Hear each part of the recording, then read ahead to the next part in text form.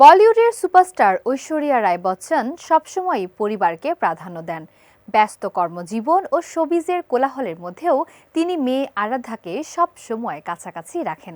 2026 সাল উদযাপনের পর অভিষেক বচ্চন, ঐশ্বরিয়া রায় বচ্চন ও আরাধ্যা একসঙ্গে মুম্বাই ফিরে এসেছেন। মুম্বাই বিমানবন্দরে পাপ্পারাজিদের ক্যামেরায় ধরা পড়ে বচ্চন পরিবারের এই ত্রয়ী। ভারতীয় সংবাদ মাধ্যম জানায়, বিচ্ছেদের গুঞ্জন কেবল গুজবেই সীমিত রয়ে গেছে। অভিষেক ঐশ্বরিয়া একসঙ্গে হাসি মুখে এবং খুশি মেজাজে ধরা দিয়েছেন, যা শোবিজ পাড়ায় নতুন করে আলোচনার জন্ম দিয়েছে।